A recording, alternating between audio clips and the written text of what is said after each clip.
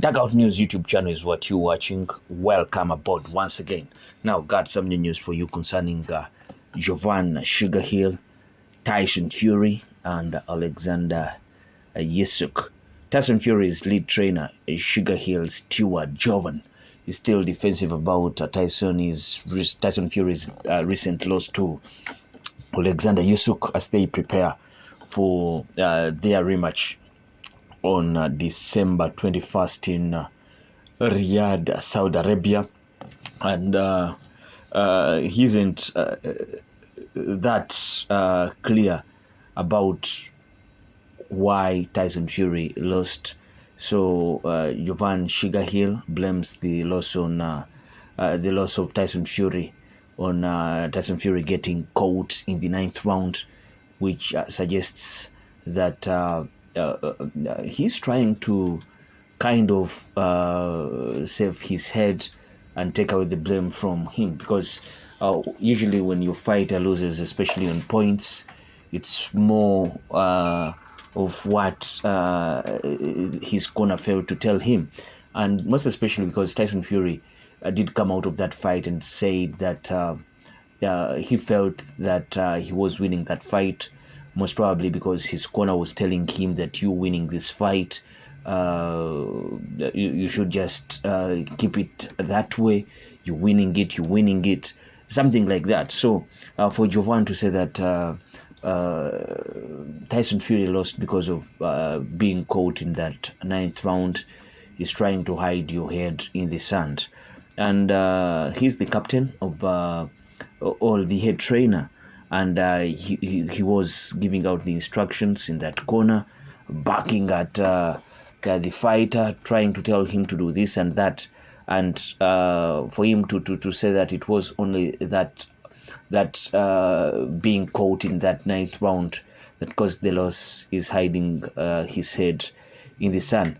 And this can be interpreted as a sign that Jovan Sugarhill Steward is trying to shut off further questions about how they handled that fight, especially in his corner.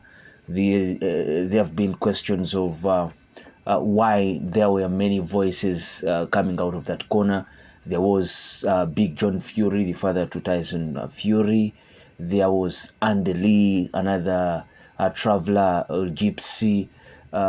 He's a trainer. He's a renowned trainer, especially in Britain. He has coached guys like Joseph Parker and the current trainer of Joseph Parker. He's part of the Tyson Fury team, and then the main trainer in Jovan Sugarhill. So the questions have been there that why were there many voices in Tyson Fury's corner per se. So Jovan said while speaking to Boxing King Media that he got caught. That's what went wrong. He got caught in the 9th round. What more am I supposed to say? In the 9th round, he got caught, said Jovan Sugarhill Steward when asked what went wrong in that Tyson Fury loss to Oleksandr Usyk on May 18th. As you can see with he got caught, Jovan Sugarhill kind of sounds like a person trying to say that if it weren't for that 9th round, then Tyson Fury would have won that fight, and he needs to get back to the drawing board and devise means of defeating Oleksandr Usyk in that rematch, because if he doesn't, then it's going to kind of expose him. Now, you see, when Tyson Fury won against Deontay Wilder in all those fights, and Jovan Sugarhill, the second fight and the third fight, credit went to Jovan Sugarhill and how he turned Tyson Fury into a knockout artist. We all know that for much of Tyson Fury's career, it has been that guy that outboxes the other guys well. He gets the knockouts, but usually the technical knockouts, because of the huge punishments that he has been putting on the opponents, but not for that one-punch knockout power Never has Tyson Fury been known for that. But there is this kind of conditioning that Jovan Sugarhill came in with, and kind of turn Tyson Fury into a guy that can knock out a guy, like we saw in the fight against Dillian White. But because he's not naturally that guy that has that huge knockout power, he usually depends on outpointing someone in that squared circle. But now here came Oleksandr Usyk, a much better technician than Tyson Fury. He has better skill set than Tyson Fury, and Tyson Fury's only advantage was his size and reach. And you thought that he used that a bit in that fight, and that's how Oleksandr Usyk ended up being caught with those uppercuts. You should be giving Oleksandr Usyk some bit of a full credit for he has a chin. Guy has a chin. Those uppercuts would take out anyone. Like we saw that uppercut that knocked out Dillian White. Tyson Fury, he used the same kind of uppercuts. In fact, for the Oleksandr Usyk fight, those uppercuts were way more devastating than the one that knocked out Dillian White. But Oleksandr Usyk he has that chin. He can wither through any storm in that squared circle. That's what he did. And if Tyson Fury had gotten lucky and knocked out Oleksandr Usyk, then it would have been the same old story that you see Tyson Fury has that knockout power. He's been turned into that beast and all that. But it wasn't to be, and he had to depend on outpointing Usyk, which was never going to happen. It's never going to happen to outpoint the cat in Oleksandr Usyk.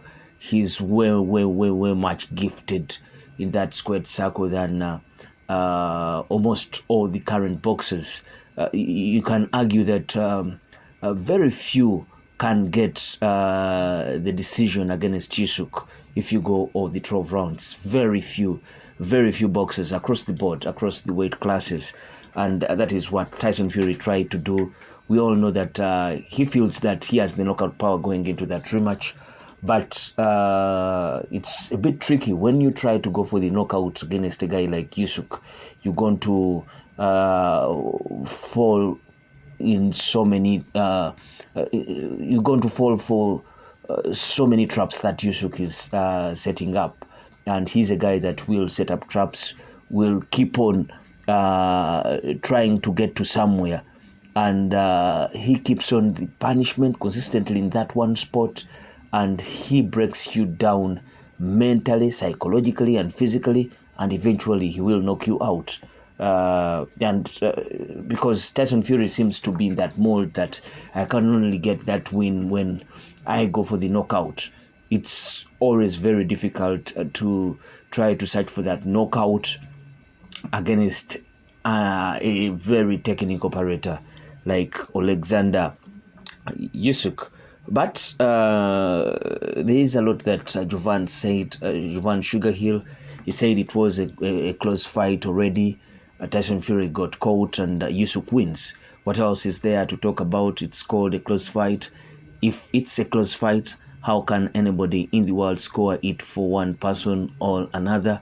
If you say it's close, if it's very fucking close, how the fuck do you score it for one person or another? Said a tasty sounding Sugarhill, who at one time in that interview looked to be angry because of the simple questions that were being posed to him. And this rubs them the wrong way. Whenever you question how the reasons why they feel that Tyson Fury lost that fight, Team Fury doesn't feel comfortable with that, because going into that fight, if you go back to the interviews they gave out, they were talking about how Tyson Fury has had the best camp, how with that kind of camp that he has had, and if he can't bring what he had in the camp to the ring, how he's going to annihilate Oleksandr Usyk. It was never going to be, and he ended up being nearly knocked out in that 9th round, the round that Jovan Sugarhill says did swing the fight towards to lean towards Oleksandr Usyk. But what do you think of Jovan Sugarhill's words? And do you think that the fight was that close as Jovan portrays, or he's simply giving out excuses to try and save his head or save himself from the huge blame that came out of fight fans saying that Fury's corner failed him in that fight against Oleksandr Usyk?